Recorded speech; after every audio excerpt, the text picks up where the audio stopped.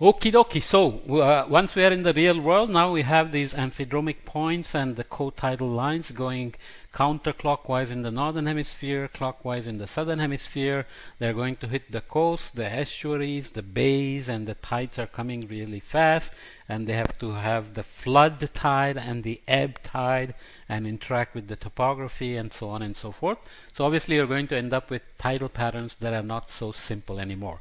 So there are regions where diurnal cycles, so one high tide and one low tide per day occurs. There are regions where semi-diurnal tides happen that we saw in the idealized situation. So you get two high tides and two low tides, and tidal ranges can be about the same, depends on the complexity of the topography and so on. And you have many places where the tidal patterns are mixed. So you may get two high tides and two low tides with different tidal ranges. This is the most common one, and you will see that it doesn't intuitively make sense why certain coast has a certain pattern. So here is the world map looking at the diurnal cycle in this yellowish color here, here, oops, here, and so on. And you have semi-diurnal in the red and mixed in the blue. For example, India here has mixed pattern on the Arabian Sea and the African side. So India, Pakistan, Africa here, and it has completely semi-diurnal cycle on the Bay of Bengal side. Why? It's those 400 complicating patterns that determine.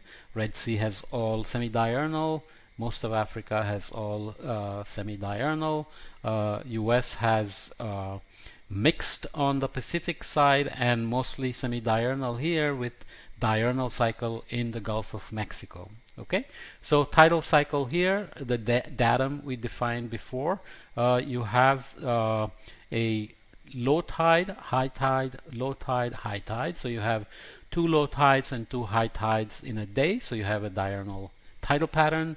You have a semi-diurnal tidal pattern here, and you have a mixed pattern, and you can see that you will end up having lower low water, higher low water, higher high water, and so on, right? So you end up with these very complicated patterns of tidal ranges, and that's why they're called mixed patterns. And you can see the monthly tidal curves here from various places. This is from Boston, Massachusetts, and you can still identify the spring tide and the neap tide here. So you have a basically semi-diurnal cycle with the spring tide and neap tide, whereas if you go to the other end in San Francisco, you have a mixed tide, and you can still see spring tide, neap tide, spring tide, neap tide. And you have Galveston, Texas, which has mixed and diurnal, and Pokoi, China has diurnal cycles. So you can obviously create standing waves when you have a semi-enclosed region into which the tides are coming in. We saw that when we talked about waves. If you have boundaries, then you can create these standing wave patterns, right? So tides can also create standing wave patterns. They are called seiches in some lakes. You have the dimension and the tidal patterns such that they create standing wave patterns. So you have these called seiches in some lakes in it's humid and it's dry. My throat is getting dry. Okay, so here is an example of a amplification of the tide.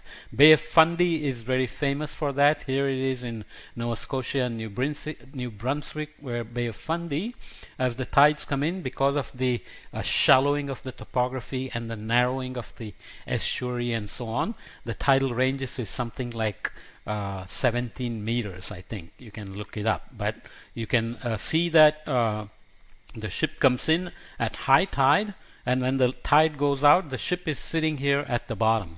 And you can see the animation here, a video here. This little boat here, it's going all the way to the top so people can get in at high tide, and when the tide goes out, It's basically sitting at the bottom, and you can see the height here.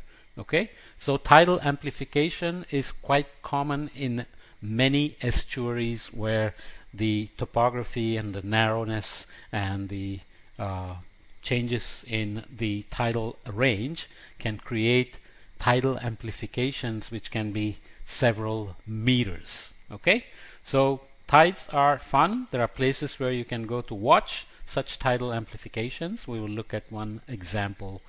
You can actually Google and see some amazing tide locations where people go to see high tides coming in and get all wet as the tide comes and hits the observation deck where you are standing.